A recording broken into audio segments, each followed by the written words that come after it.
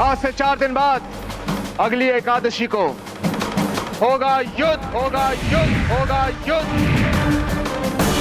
शम्स खान की सेना का मनोबल कमजोर हुआ है।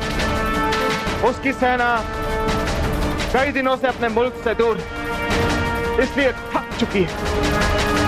शम्स खान की सेना बड़ी जरूर है लेकिन कमजोर है और इसी समय का हमें कब से इंतजार है।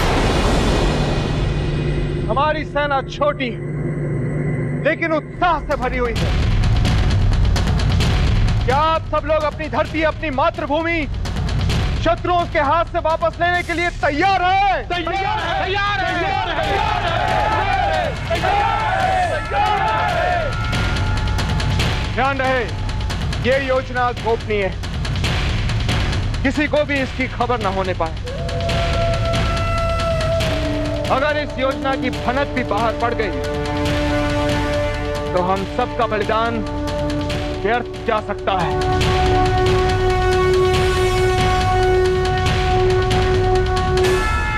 फौजीराज, क्या हुआ दादा? फौजीराज, हमें यहाँ से चलना होगा। किंतु राजीराज तो अभी तक आए ही नहीं, हमें क्षमा मांगनी है ना उनसे। समझने की कोशिश करें फौजीराज, हमारी तबीयत अचानक से बिगड़ रही है। हालत और बिगड़ने से पहले मुझे आपको किले तक ले जाना होगा, नहीं तो मुझे अपने प्राणों से हाथ धोना पड़ेगा। आइए चलिए फौजीराज।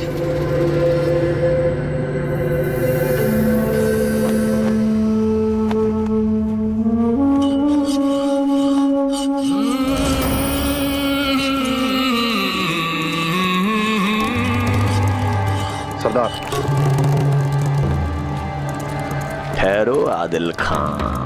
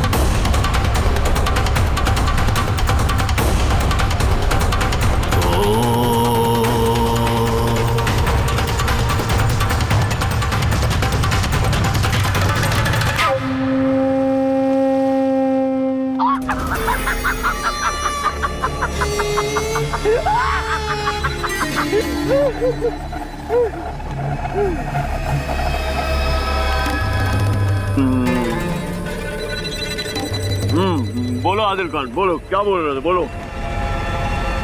आपका अंदाजा सही निकला सरदार। हमें खबर मिली है उदय सिंह अपने सामंतों के साथ खुफिया बैठक कर रहे हैं और ऐसा लगता है कि ये हमारे खिलाफ कोई साजिश रच रहे हैं। आदिल खान, हमारा एक बड़ा ही काबिल जासूस वहाँ है जो हमें तफसील से वहाँ की सारी खबरें बता देगा।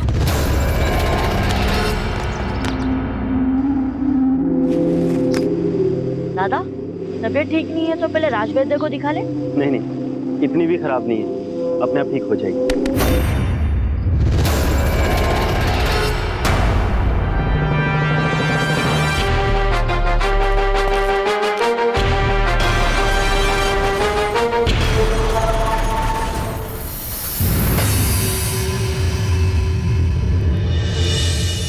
दादा, ये आपका। आप चलिए, हम आते हैं।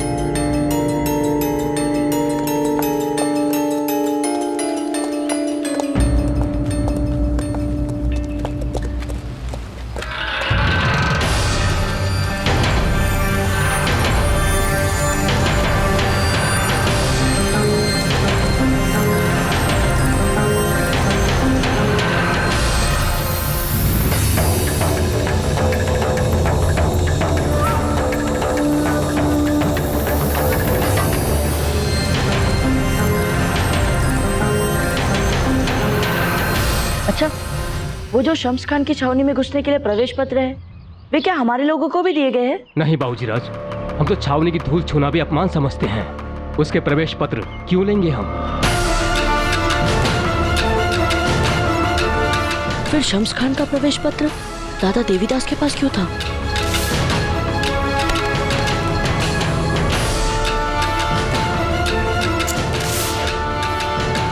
कहीं दाजीराज का सबसे विश्वास पात्र सेवक ही शम्स खान का जासूस?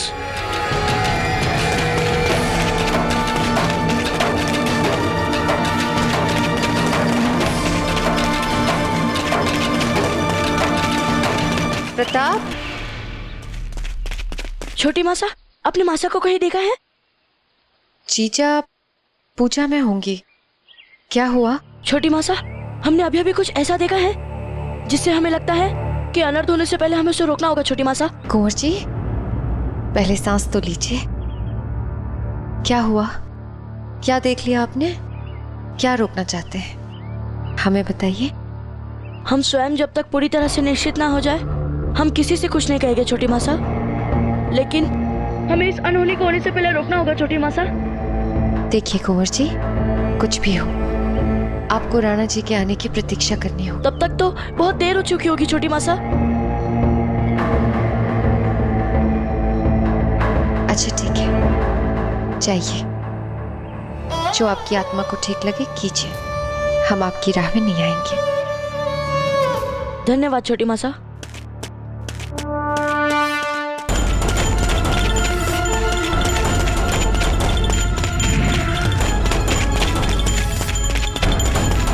नहीं बाबूजी राज, हथियार बंद रक्षक के बिना नहीं। आप मेरी बात तो सुनिए। हम आदेशों में बंधे हैं बाबूजी राज। ठीक है, बंधे रहो इन आदेशों से।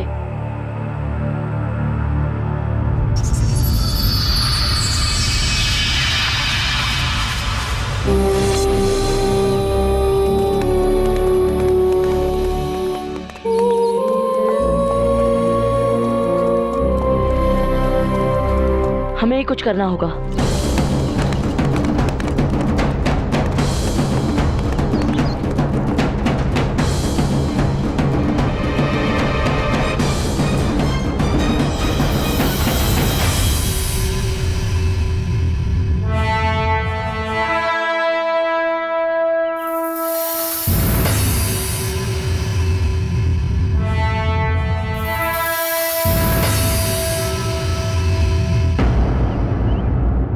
हमें क्षमा कर दीजिएगा दाजीराज, परिस्थितियां फिर एक बार हमें आपकी आज्ञा का उल्लंघन करने के लिए विवश कर रही हैं।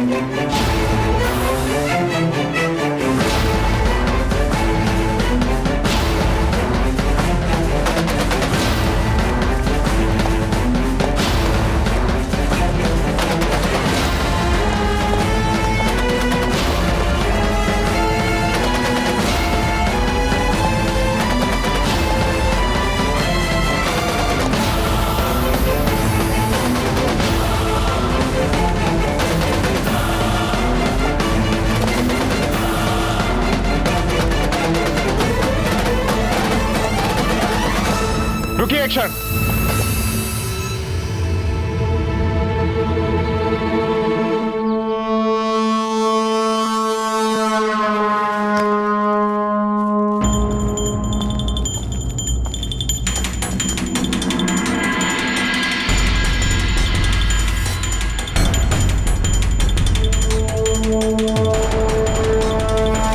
क्या बात है हुक्म? हमें अभी अभी ऐसा लगा जैसे कुंवर प्रताप ने इस किले की दीवार फांदी।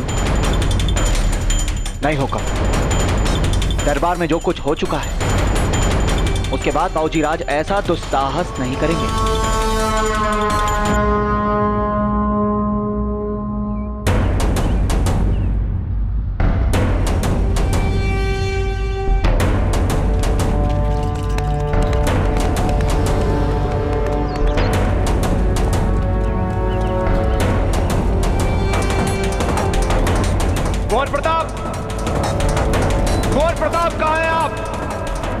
प्रताप!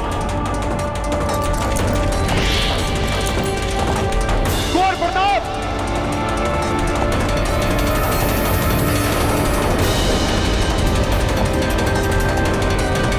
कुंवर प्रताप! कुंवर प्रताप!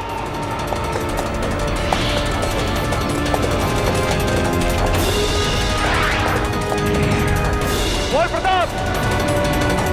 कुंवर प्रताप! कुंवर प्रताप!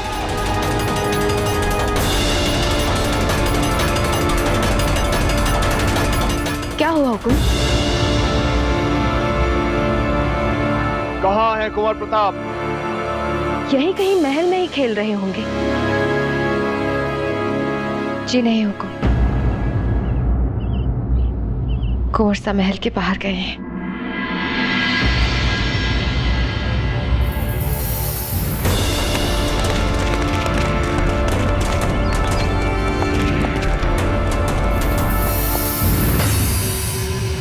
क्यों? क्यों कुंवर प्रताप को नियंत्रण में रख पाना इतना मुश्किल हो रहा है आप लोगों के लिए? क्यों वो विद्रोही बनते जा रहे हैं? बोलिए, जवाब दीजिए। ना अपने पिता की आज्ञा का मन में सम्मान है और ना ही अपने राजा की आज्ञा का मन में सम्मान है।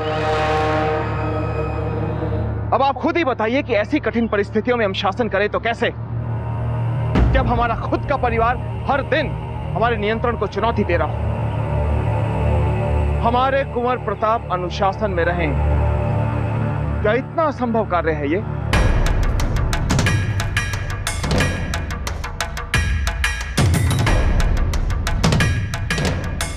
है कोई उत्तर इसका आपके पास महारानी जयंताबाई जी? जवाब दीजिए महारानी। क्षमा कीजिए हुकुम, गलती हमारी है। हमें कुंवर प्रताप को बाहर जाने से रोकना चाहिए। राणा जी, हमें कारण तो नहीं पता कि क्यों फिर इस बार प्रताप को किले के बाहर जाने का दुस्साहस करना पड़ा और क्यों एक बार फिर उन्होंने आपकी आज्ञा का उल्लंघन किया। लेकिन हमारा विश्वास कीजिए हुकुम, इस बार हम प्रताप को ऐसा दंड देंगे कि दोबारा वे आपकी आज्ञा का उल्लंघन ना कर सके। यह हमारा वचन है हुकुम। नहीं, इस बार केवल वो होंगे और हम होंगे। हम दोनों के बीच कोई नहीं आएगा, कोई भी नहीं।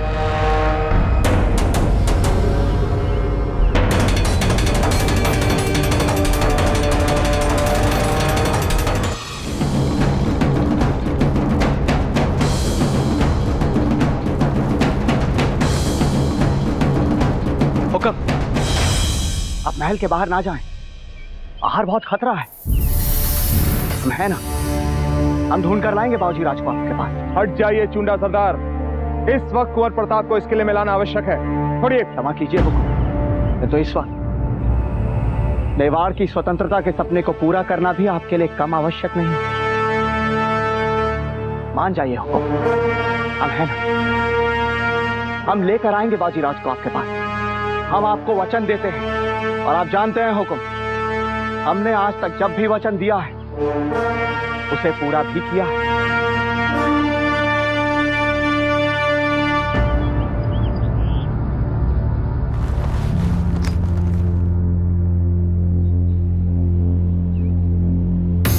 चलो।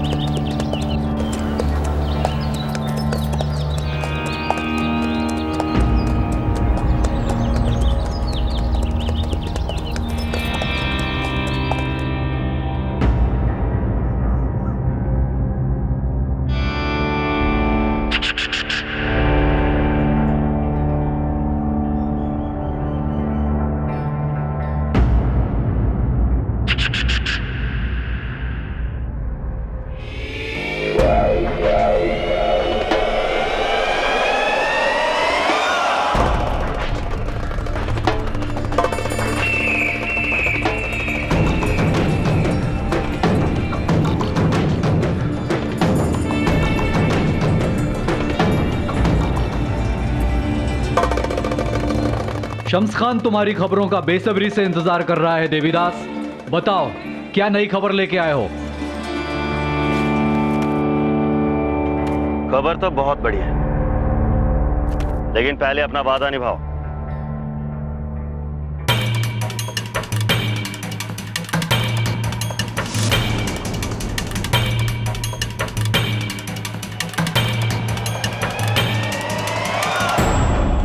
अब बताओ खबर क्या है? महाराणा उदय सिंह ने शम्स खान के विरुद्ध युद्ध की तैयारी कर ली। इसके लिए उन्होंने अपने सामंतों की एक विशेष बैठक भी बुलाई थी। मेवाड़ के राजपुरोहित ने आज से ठीक 4 दिन बाद युद्ध का शुभ मुहूर्त निकाला है। अभी मैं चलता हूं, मुझे तुरंत यहां से निकलना होगा।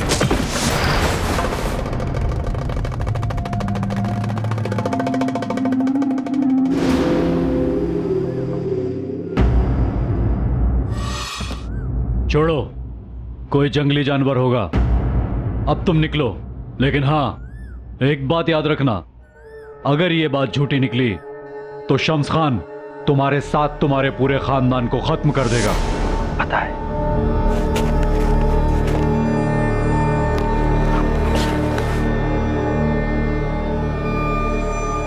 हमें जल्द से जल्द ये सूचना दाजीराज को देनी चाहिए।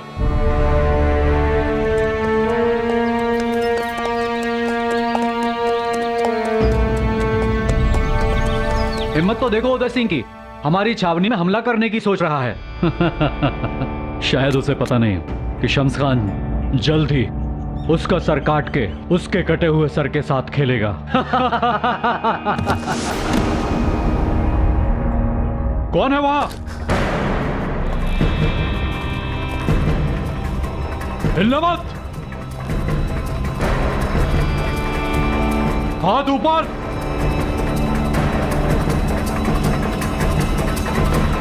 पलट जा चुपचाप।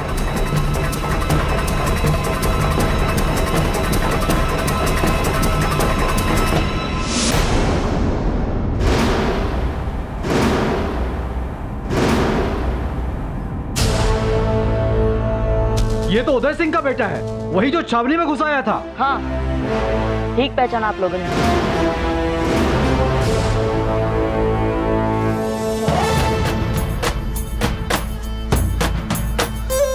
और अब दाजीराज के लिए अपशब्द बोलने के अपराध में आप दोनों को बहुत पछताना होगा। मूर्ख राजकुमार, तेरे सामने तेरी मौत खड़ी है, बजाय डरने के तू हमें धमकी दे रहा है। अभी खुद अपनी आंखों से देख लेना। चलो, इसका सर काट के शम्स खान के पास ले चलते हैं। हाँ हाँ, शम्स खान को इसका सर तोहफे में देंगे।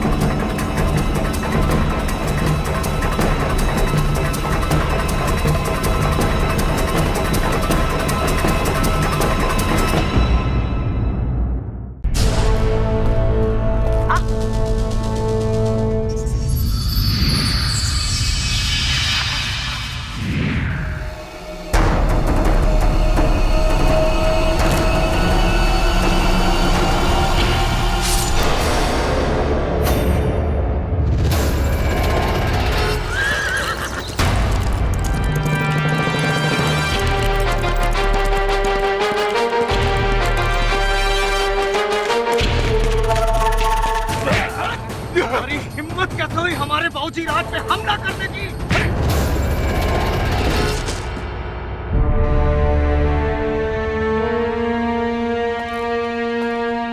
आप ठीक तो है बाजीराज?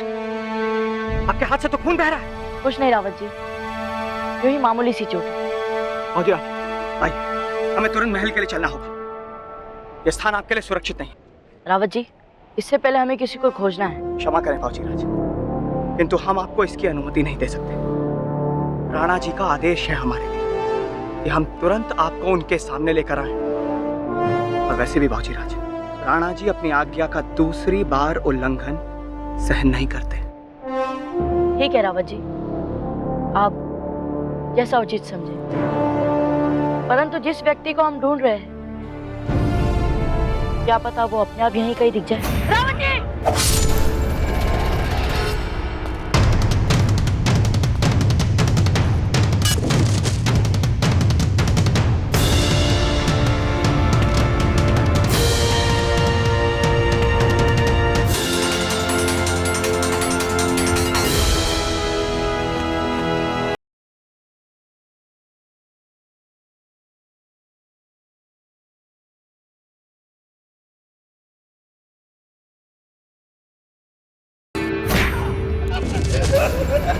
मजा नहीं आ रहा।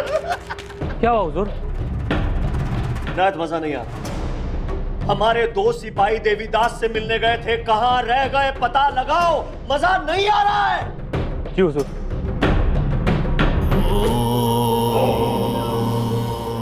बाजीराज, हम ये सवाल 9वीं बार आपसे पूछ रहे हैं। आप जंगल में उन 2 अफगान सिपाहियों के साथ क्या कर रहे थे? हमने कहा ना रावत जी, इसका उत्तर हम यहाँ नहीं देंगे। उचित है, आप ना दें उत्तर हमें, किंतु आप राजकुमार हैं मेवाड़ के। आप इस तरह से अपने जीवन को संकट में नहीं डाल सकते। हमें लगता है कि हमने वहां स्थितियों को संभाल लिया था। परिस्थितियां बिगड़ भी सकती थी बाजीराज,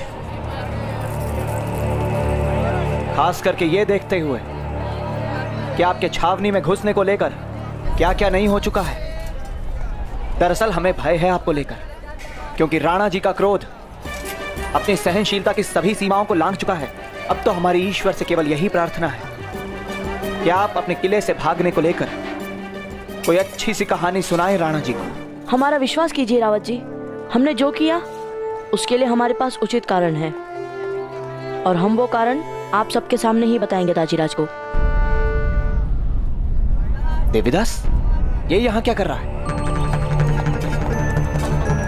देवीदास दादा? और ये कहाँ जा रहा है? देवीदास!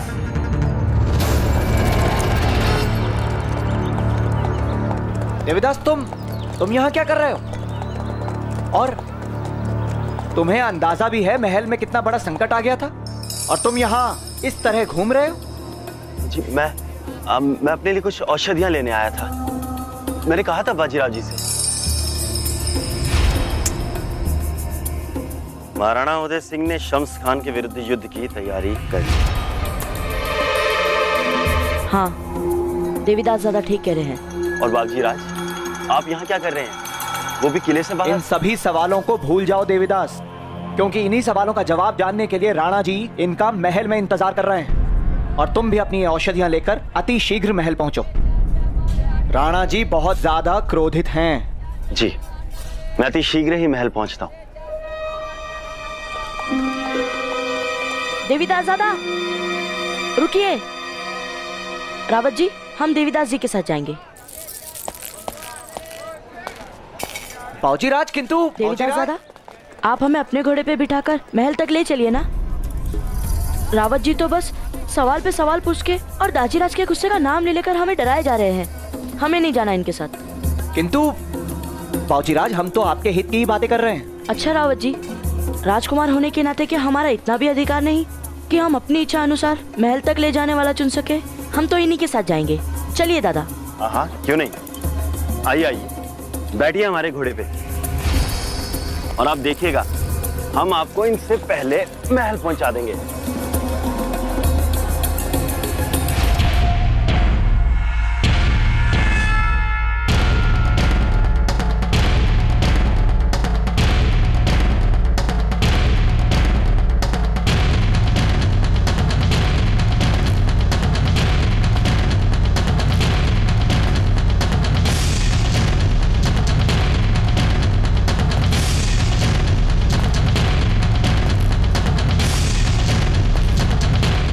हुकुम, बाबूजी राज ने किले की दीवार यूं ही नहीं लांगी होगी, जरूर कुछ कारण हुआ होगा हुकुम। हाँ हुकुम, वरना आप किसी से भी पूछ लीजिए, बाबूजी राज को हर कोई आज्ञाकारी ही बताएंगे। बस, राजभक्ति राज परिवार के अनुशासनहीन बच्चों की प्रशंसा में नहीं, मातृभूमि की चिंता में दिखानी चाहिए। हमारा अंधा प्रेम ही हमारे बच्चों को अनुशासनहीन और विद्रोही बनाता है, समझे आप? वैसे इस बार तो हम भी देखना चाहते हैं कि हमारी आज्ञा ना मानने का क्या कारण बताते हैं कुंवर। दादा, तबीयत ज्यादा खराब है तो थोड़ी देर विश्राम कर ले। नहीं बाबूजीराज, हमें महल जल्दी पहुंचना होगा। किंतु दादा जल तो ले लीजिए।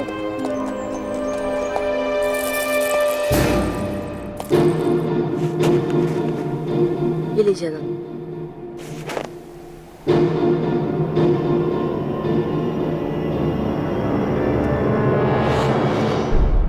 बाबूजीराज। हाँ दादा। मुझे नहीं पता कि आपने क्या किया, पर मेरी बात माने तो वहां पहुंचने पर जैसे ही आप पिताजी को देखें, अपने घुटनों के बल बैठकर उनसे क्षमा मांग लीजिएगा। मैं अन्नदाता को वर्षों से जानता हूं, वो बाहर से बहुत कठोर दिखते हैं, पर भीतर से उनका मन बहुत ही कोमल है। अगर क्रोध में भी कोई उनके सामने अपना अपराध स्वीकार करता है ना, और सच्चे मन से उनसे क्षमा मांगता है, तो वे क्षमा करना भी जानते हैं।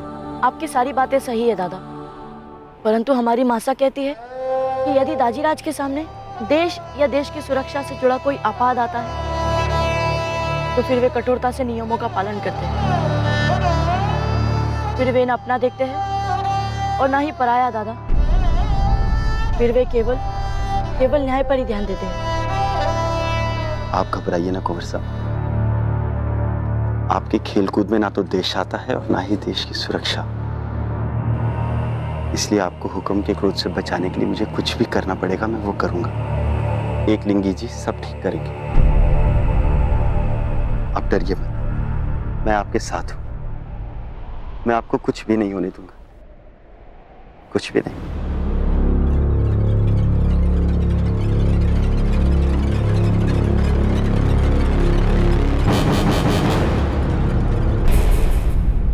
हुकुम, वो आ गए भाऊजीराज।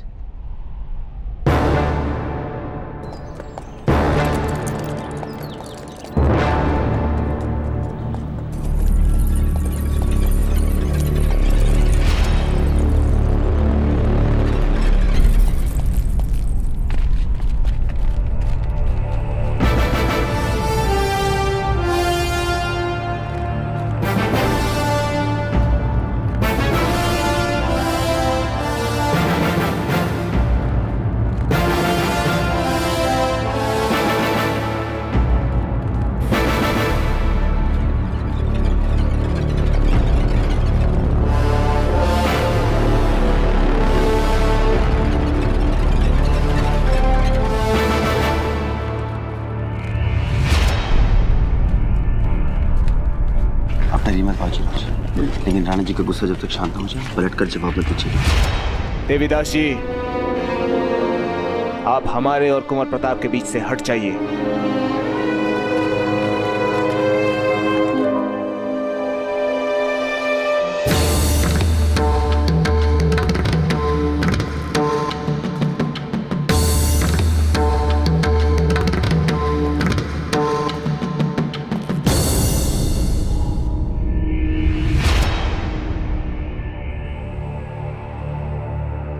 कुंवर प्रताप, आज जो आपने अपराध किया है, उसके उचित न्याय के लिए हमें यह भूलना पड़ेगा कि आप हमारे पुत्र हैं।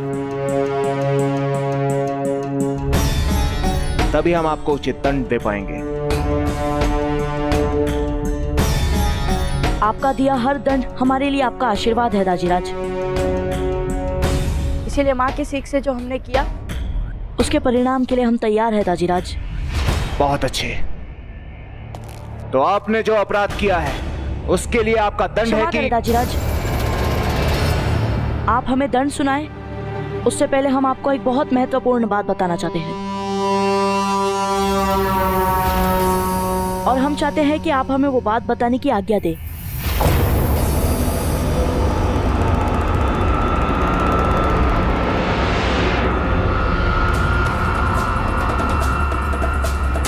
बोलिए, क्या बात है? हम आपको वो बात बताएं। इससे पहले दाजीराज, आप यह निश्चित कर ले कि यहाँ जो कोई उपस्थित है, आप उन पर सचमुच भरोसा कर सके।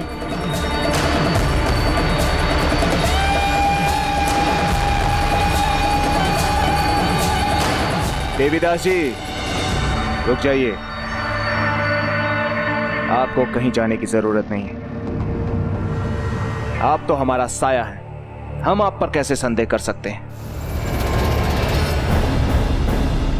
और वैसे हम तो ये कहेंगे कि यहां पर जितने भी लोग मौजूद हैं, उन पर हमें पूरा विश्वास है। इसलिए कुंवर प्रताप को अगर कुछ कहना है तो खुलकर कहें, सबके सामने कहें।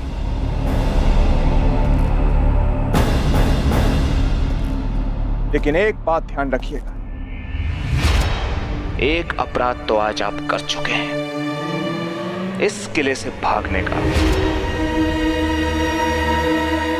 ध्यान रहे, दूसरी बड़ी गलती नहीं होनी चाहिए। बताइए, कौन सी ऐसी महत्वपूर्ण बात है जो आप हमें बताना चाहते हैं? उस महत्वपूर्ण बात को बताने से पहले हम आपको ये बता दें कि यहाँ हमारे बीच एक देशद्रोही उपस्थित है। क्या?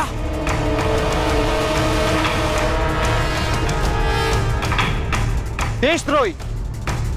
कुंवर प्रताप, आप जानते हैं आप क्या कह रहे हैं? हाँ दाजीराज। कहाँ है वो? यही है वो। हमारे बीच रहते हुए वो शम्स खान के लिए खबरी का काम कर रहा है दाजीराज।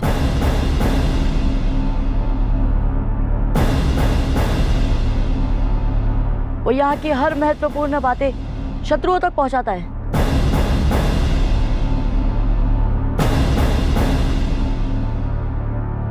कुंवर प्रताप, हम अच्छी तरह से जानते हैं कि आप बहुत चतुर हैं, लेकिन अगर आप इस चतुराई का प्रयोग दंड से बचने के लिए कर रहे हैं, बहुत बुरा कर रहे हैं। हमारा विश्वास करें दाजीराज, हम उस देशद्रोही को यहीं आपके सामने उजागर कर सकते हैं। वो यही है इस समय। बस कुंवर प्रताप, बस।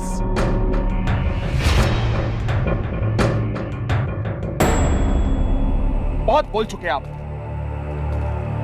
यहां पर जितने भी लोग मौजूद हैं, उन्होंने मेवाड़ के राजघराने की, जब से आप पैदा भी नहीं हुए थे तब से सेवा की है, रक्षा की है। और आप इन्हीं में से किसी को देशद्रोही बताना चाहते हो? पर सच्चाई तो यही है दाजीराज। सच्चाई सबूत मांगती है।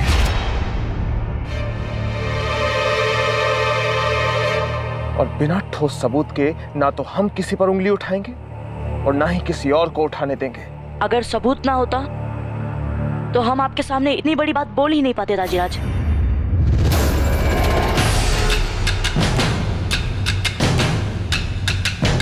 क्या सबूत है आपके पास कि यहां पर कोई देशद्रोही है?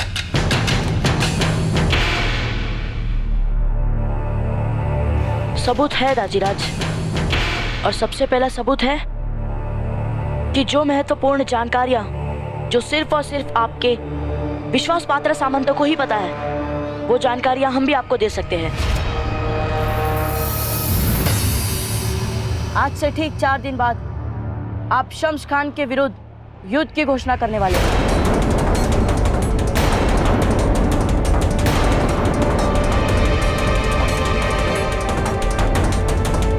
प्रताप, राजा की बात सुनना, क्या राजा और सामंतों के बीच में जो कुछ भी हुआ वो सब कुछ देखना या सुनना अक्षम्य अपराध है। अक्षम्य अपराध है, जानते हैं आप? हुकुम, मामला बहुत संगीन हो चुका है। हमारा आपसे निवेदन है कि आप पहले एक बार शांति से बावजीराज की बात को सुन लें। अब सुनने के लिए बचा क्या है?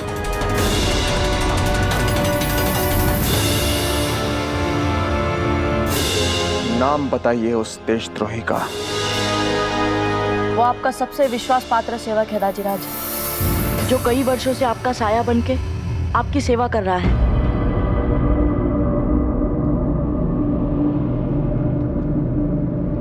इस सच्चाई को जानने से पहले तक वो हमारे लिए सब कुछ था। मित्र, सलाहकार, हितैषी, सब कुछ, जिसे सदा हमने अपना रक्षक माना।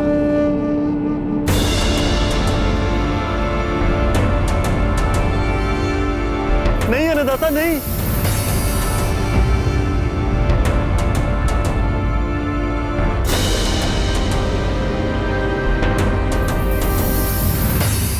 क्या ये बात आप पूरे विश्वास और सबूत के साथ कह रहे हैं कुंवर प्रताप? हाँ दाजीराज, हमने खुद अपनी आंखों से इन्हें जंगलों में 2 अफगान सैनिकों से सोने की अशर्फियां लेते हुए देखा और आपकी बैठक की सारी गुप्त बातें उन्हें बताते हुए सुना।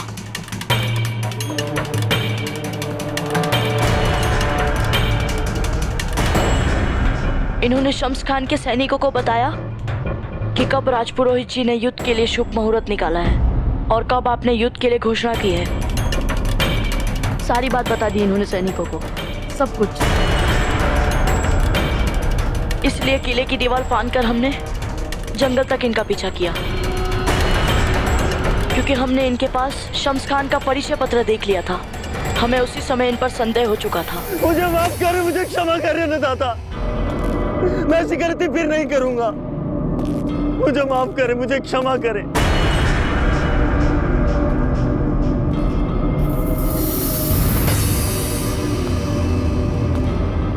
मुझे माफ कर दे अन्नदाता, मुझे माफ कर दे। रावत जी, मेवाड़ के देशद्रोहियों को जो दंड दिया जाता है, हम आपको वही दंड देने की अनुमति देते हैं। जाइए। हुक्म।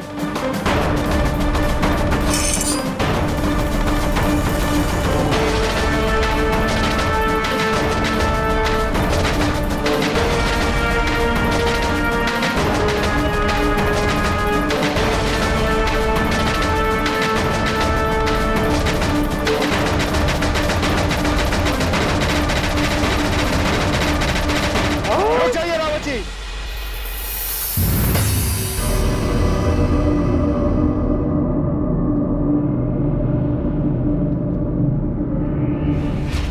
देखिए उस तरफ कुंवर प्रताप, सच का सामना कीजिए। हमने कहा गर्दन घुमाइए कुंवर प्रताप और सच्चाई का सामना कीजिए। हमें मृत्यु की आंखों में आंख डाल के उसे हराने का अभ्यास होना चाहिए। राजपूत राजकुमार बहते लहू को देखकर अपनी नजरें नहीं फेरते। देखिए उधर कुंवर प्रताप, हम ये आदेश दे रहे हैं आपको, देखिए।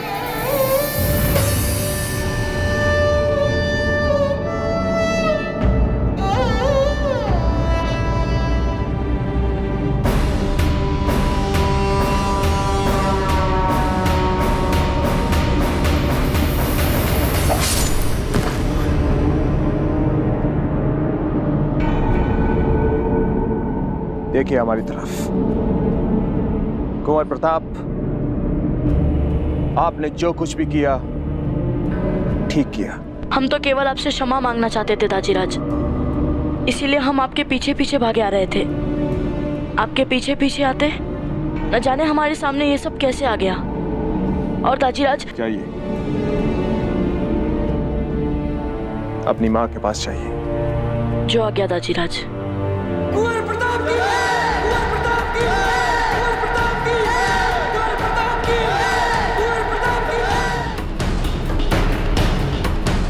हुक्म। बाबूजी राज ने आज ये सिद्ध कर दिया है कि वो इस मेवाड़ राजघराने के अद्वितीय रत्न हैं। हमने स्वयं अपनी आंखों से उन्हें जंगल में अफगान सैनिकों को परास्त करते हुए देखा है। जब हम वहां पहुंचे तो उससे पहले ही बाबूजी राज उन अफगान सैनिकों को परास्त कर चुके थे। हमने तो बस बचा हुआ काम निपटाया। रावत जी, क्या आपने अफगान सैनिकों के पार्थिव शरीर को सम्मान दिया? जी हुक्म। हमने उन अफगान सैनिकों के संस्कारों के हिसाब से उनके पार्थिव शरीर का सम्मान के साथ अंतिम संस्कार किया। हुक्म। प्रताप कोई साधारण राजकुमार नहीं है, वो तो आने वाले भविष्य के एक महान योद्धा दिख रहे हैं। आपने बिल्कुल ठीक कहा रावत जी। ऐसे उत्तराधिकारी का सपना तो हर राजा देखता है, लेकिन ऐसे कुंवर सिर्फ उन्हीं को प्राप्त होते हैं जिन पर नियति का आशीर्वाद हो।